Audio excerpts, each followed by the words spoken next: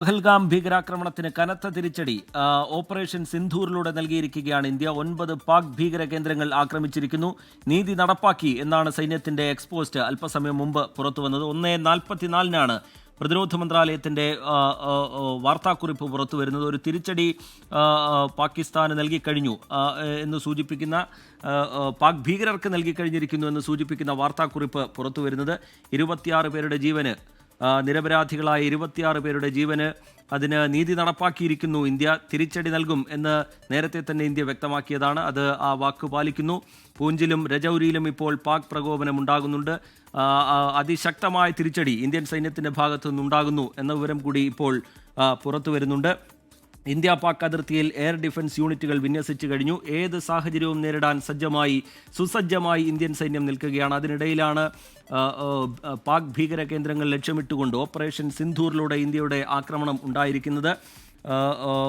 ഇതിനിടയിൽ അതിർത്തിയിൽ പാക് പ്രകോപനം ഇപ്പോഴും തുടരുന്നുണ്ട്. പൂഞ്ചിലും ഉറിയിലും രജൌരിയിലുമൊക്കെ പാക് പ്രകോപനം ഉണ്ടാകുന്നു. അതിന് ശക്തമായ തിരിച്ചടി ഇന്ത്യ നൽകുന്നു എന്ന വിവരം ഇപ്പോൾ പുറത്തു വരുന്നു. ബ്രിഗേഡിയർ മോഹനൻ പിള്ള ഇപ്പോൾ നമ്മളോടൊപ്പം ടെലിഫോൺ ലൈനിൽ ചേരുന്നുണ്ട്.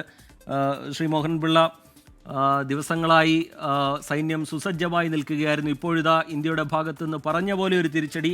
9 പാക് ഭീകര കേന്ദ്രങ്ങൾ ആക്രമിച്ചിരിക്കുന്നു. അതിൽ തന്നെ ലഷ്കർ-ഇ തൊയ്ബയുടെ കേന്ദ്രവും ജെയ്ഷെ മുഹമ്മദിൻ്റെ കേന്ദ്രവും ഉൾപ്പെടുന്നുണ്ട്.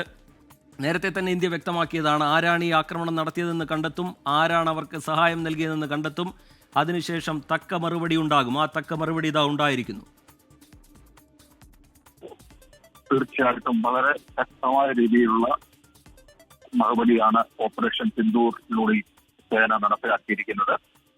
ഒരുപക്ഷെ ഓർക്കുന്നുണ്ടാവും 24 ചാനലിൽ ആദ്യം ഞാൻ പറഞ്ഞത് എന്താണെന്ന്. അതായത് തേരവി കഴിഞ്ഞാൽ ദീപാവലി എന്നാണ് ഞാൻ പറഞ്ഞത്. അതായത് തേരവി കഴിഞ്ഞു 14 ദിവസം കഴിഞ്ഞതിന്റെ ശേഷമാണ് ഇത് ഇന്ത്യ ശക്തമായിട്ട് തിരിച്ചടിച്ചിരിക്കുന്നത്. പക്ഷേ ഇന്ത്യ തിരിച്ചടിച്ച് അതിനുള്ള മോഡൽ എന്ന് പറഞ്ഞു കഴിഞ്ഞാൽ ഒരു ജനവാസ കേന്ദ്രങ്ങളിലൊന്നും ചെയ്യാതെ തന്നെ 9ഓളം തീവ്രവാദ കേന്ദ്രങ്ങളിൽ മാത്രമാണ് അറ്റാക്ക് ചെയ്തിരിക്കുന്നത് എന്നൊരു പ്ലസ് പോയിന്റ് ഉണ്ട്. ഇന്റർനാഷണൽ കമ്മ്യൂണിറ്റിക്ക് നല്ലൊരു മെസ്സേജ് തന്നെയാണ് കൊടുത്തിരിക്കുന്നത്. അതുപോലെ പ്രത്യേകമായ ഒരു ശൈലിയിൽ ഉറിയിലെ സർജിക്കൽ സ്ട്രൈക്ക് പോലോ ബാലാഘാട്ട് പോലെയല്ല, ഒരു വേറൊരു പ്രത്യേക ശൈലിയിൽ ഇന്ത്യൻ മണ്ണിൽ നിന്നുകൊണ്ട് തന്നെ ടാർഗറ്റ്, പ്രിസിഷൻ ടാർഗറ്റ് തന്നെയാണ് നമ്മൾ ചർച്ച ചെയ്തതുപോലെ തന്നെ ടാർഗറ്റ് ഗെയിൻ ചെയ്ത് ആ ടാർഗറ്റിനെയാണ് ന്യൂട്രലൈസ് ചെയ്തിരിക്കുന്നത്. തീവ്രവാദികളുടെ മെയിനായിട്ടുള്ള കേന്ദ്രങ്ങളാണ് എടുത്തത്. വളരെ ശക്തമായ രീതിയിൽ പഹൽഗാമിനുള്ള ടിപ്പ് ഫോർ ടാറ്റ് എന്നുള്ള രീതിയിൽ ഇന്ത്യ പ്രതികാരം ചെയ്തിരിക്കുകയാണ്. ചോരയ്ക്ക് ചോര എന്നുള്ള രീതിയിൽ തന്നെ ഉള്ള ഒരു പ്രതികാരം. ആ പ്രതികാരം ഇന്ത്യയിലെ ഡിഫൻസ് ഫോഴ്സസിന്റെ തന്നെയല്ല, ഓരോ ഇന്ത്യൻ പൗരന്റെയും മനോവീര്യം ഉയർത്തുന്നതാണ്. അതുകൊണ്ട് തീർച്ചയായിട്ടും പിന്നീടുള്ള ഇനി വരുന്ന നിമിഷങ്ങൾ വളരെ നിർണായകമാണ്.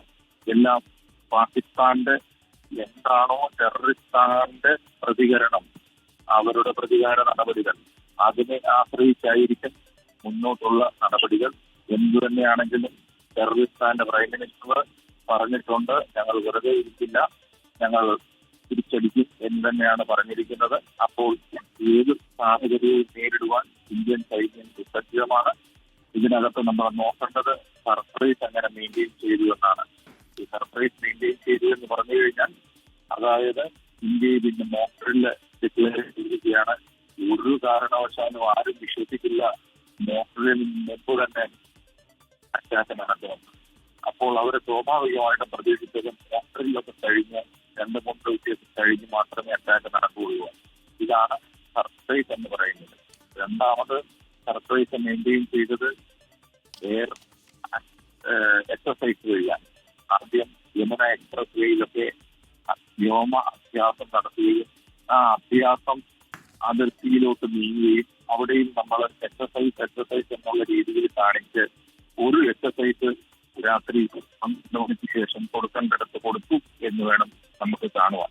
ഇത് എല്ലാ രീതിയിലും ഈ ഓപ്പറേഷൻ സിന്ധൂർ മനോവീര്യവും ഓരോ ഭാരതീയന്റെയും മനോവീര്യവും വ്യക്തമാണ് എന്ന് പ്രത്യേകമായി എടുത്തു പറയേണ്ടിയിരിക്കും.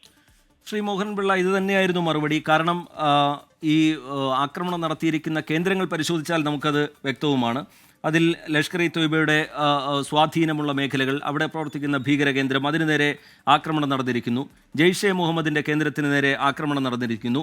ഈ ബഹാവൽപൂരിലെ കേന്ദ്രം അത് പ്രധാനമാണ്, മസൂദ് അസറിൻ്റെ കേന്ദ്രം.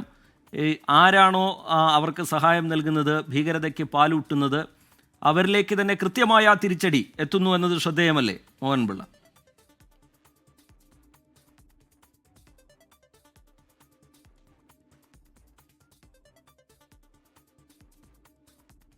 ബ്രിഗേഡിയർ മോഹൻപിള്ള നമ്മളോട് പ്രതികരിക്കുകയായിരുന്നു. പഹൽഗാം ഭീകരാക്രമണത്തിന് ഓപ്പറേഷൻ സിന്ധൂരിലൂടെ കനത്ത തിരിച്ചടി നൽകിയിരിക്കുകയാണ് ഇന്ത്യ.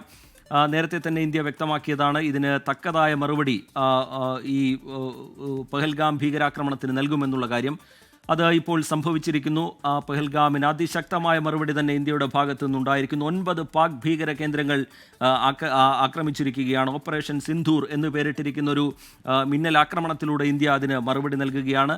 നേരത്തെ തന്നെ പ്രധാനമന്ത്രിയുടെ പ്രസംഗത്തിൽ നമ്മൾ കേട്ടതാണ്, ഇതിന് നീതി നടപ്പാക്കും, ആ നീതി നടപ്പാക്കിയിരിക്കുന്നു എന്നാണ് സൈന്യത്തിൻ്റെ എക്സ്പോസ്റ്റ് ഏറ്റവും അവസാനമായി പുറത്തു വന്നത്.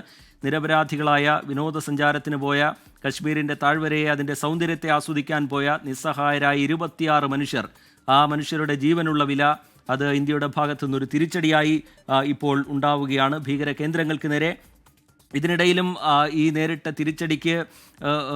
തിരിച്ചടിയിൽ അങ്കലാപ്പിലായിക്കൊണ്ട് അതിർത്തിയിൽ പ്രകോപനം തുടരുന്നുണ്ട് പാകിസ്ഥാൻ. പൂഞ്ചിൽ നിന്നും, ഉറിയിൽ നിന്നും, രജൌരിയിൽ നിന്നുമൊക്കെ അത്തരത്തിലുള്ള വിവരങ്ങൾ പുറത്തു വരുന്നുണ്ട്. പക്ഷേ സൈന്യം സർവ്വസജ്ജമായി നിൽക്കുന്നു, സുസജ്ജമായി നിൽക്കുന്നു. ഏത് തരത്തിലുള്ള പാക് സമീപനവും നേരിടാൻ ഇന്ത്യ ഇതിനോടകം തയ്യാറെടുത്ത് കഴിഞ്ഞിട്ടുണ്ട്. ഇന്ത്യ പാക് അതിർത്തിയിൽ എയർ ഡിഫൻസ് യൂണിറ്റുകളെ വിന്യസിച്ചിട്ടുണ്ട്. ഈ ആക്രമണം പാകിസ്ഥാൻ തന്നെ സ്ഥിരീകരിച്ചിട്ടുണ്ട്. അത് ആ ആക്രമണത്തിൻ്റെ ആഘാതം എത്രത്തോളമാണ് ഉള്ളത് എന്നതൊക്കെ സംബന്ധിച്ച് ഇനിയും വ്യക്തത വരേണ്ടതുണ്ട്. പക്ഷേ ഇതിനോടകം ചില ദൃശ്യങ്ങൾ പുറത്തു വന്നിട്ടുണ്ട്. അതിശക്തമായ ആക്രമണം തന്നെ ഇന്ത്യയുടെ ഭാഗത്തു നിന്നുണ്ടായി എന്ന് സൂചിപ്പിക്കുന്ന തരത്തിലുള്ള ദൃശ്യങ്ങളാണ് പുറത്തു വന്നത്. പാകിസ്ഥാനിൽ എത്രത്തോളം വലിയ നാശനഷ്ടങ്ങൾ അതുണ്ടാക്കിയിട്ടുണ്ട് എന്ന് സൈന്യമാണ് വിശദീകരിക്കേണ്ടത്. ഔദ്യോഗികമായി തന്നെ സൈന്യം അല്ലെങ്കിൽ പ്രതിരോധ മന്ത്രാലയം അതുമായി ബന്ധപ്പെട്ട് വിശദീകരിക്കും എന്നാണ് നമ്മൾ മനസ്സിലാക്കുന്നത്. ഭാരത് മാതാ കി ജയ് എന്നാണ് പ്രതിരോധ മന്ത്രിയുടെ ഒരു എക്സ്പോസ്റ്റ് ഈ തിരിച്ചടിക്ക് പിന്നാലെ പുറത്തു വന്നിരിക്കുന്നത്. ഒരു സിവിലിയൻ ഡിഫൻസ് മോക്ക് ഡ്രില്ലിനൊക്കെ രാജ്യം ഒരുങ്ങുന്നതിനിടയിലാണ്, ഇന്നത് നടക്കാനിരിക്കുന്നതിനിടയിലാണ് ഇന്ത്യയുടെ ഭാഗത്തു നിന്നൊരു തിരിച്ചടി ഉണ്ടായിരിക്കുന്നത്. കഴിഞ്ഞ ദിവസം നമ്മൾ കണ്ടതാണ്, ഡൽഹിയിൽ തിരക്കിട്ട ചർച്ചകൾ പ്രധാനമന്ത്രിയുടെ നേതൃത്വത്തിൽ, പ്രതിരോധ മന്ത്രിയുടെ നേതൃത്വത്തിൽ, കേന്ദ്ര ആഭ്യന്തരമന്ത്രിയുടെ നേതൃത്വത്തിൽ, സൈനിക മേധാവികളുടെ നേതൃത്വത്തിലൊക്കെ തിരക്കിട്ട ചർച്ചകൾ, കൂടിയാലോചനകൾ, ഏത് സാഹചര്യവും നേരിടാൻ എത്രത്തോളം തയ്യാറെടുക്കണം എന്നത് സംബന്ധിച്ചുള്ള വിലയിരുത്തലുകൾ. അതിനൊക്കെ ശേഷം ഇപ്പോൾ പഹൽഗാം ഭീകരാക്രമണത്തിന് അതിശക്തമായ തിരിച്ചടി ഇന്ത്യയുടെ ഭാഗത്തു നിന്നുണ്ടായിരിക്കുകയാണ്. 9 പാക് ഭീകര കേന്ദ്രങ്ങളാണ് ആക്രമിച്ചിരിക്കുന്നത്. പാക് സൈനിക കേന്ദ്രങ്ങൾ ആക്രമിച്ചിട്ടില്ല എന്ന് സൈന്യം സ്ഥിരീകരിക്കുന്നുണ്ട്. പകരം പാക് ഭീകര കേന്ദ്രങ്ങളാണ് ആക്രമിച്ചിരിക്കുന്നത്. ആരാണ് ഈ പഹൽഗാമിലടക്കം ആക്രമണം നടത്തിയ ഭീകരരെ പാലൂട്ടി വളർത്തുന്നത്, അവർക്ക് സഹായങ്ങൾ നൽകുന്നത് എന്ന് ഇന്ത്യക്ക് കൃത്യമായി അറിയാം. കാലങ്ങളായി ഇന്ത്യൻ മണ്ണിൽ ഭീകരവാദത്തിൻ്റെ അല്ലെങ്കിൽ അതിൻ്റെ അസ്വസ്ഥതകൾ ഉണ്ടാക്കുന്ന ലഷ്കർ ഇ തൊയ്ബ അടക്കമുള്ള ഭീകര സംഘടനകളുടെ കേന്ദ്രങ്ങൾക്ക് നേരെയാണ് ഇപ്പോൾ ആക്രമണം ഉണ്ടായിരിക്കുന്നത്. പത്താൻകോട്ടിലും ഉറിയിലുമൊക്കെ തിരിച്ചടിച്ചതിന് സമാനമായ രീതിയിൽ ഒരു മിന്നൽ ആക്രമണത്തിലൂടെ ഇന്ത്യയുടെ തിരിച്ചടി ഇപ്പോൾ ഉണ്ടായിരിക്കുകയാണ്. കോട്ടി, അതുപോലെ മുസാഫർപൂർ, ബഹാവൽപൂർ എന്നിവിടങ്ങളിലൊക്കെയുള്ള ഭീകര കേന്ദ്രങ്ങൾക്ക് നേരെ ആക്രമണം നടന്നിരിക്കുന്നു. ഈ തിരിച്ചടിയിൽ നിന്ന് പാകിസ്ഥാന്റെ ഭാഗത്തു നിന്നുണ്ടാകാൻ സാധ്യതയുള്ള നീക്കങ്ങളെ ഇന്ത്യ ഈ ഘട്ടത്തിൽ മുൻകൂട്ടി കാണുന്നു എന്നുള്ളതാണ് പ്രധാനം.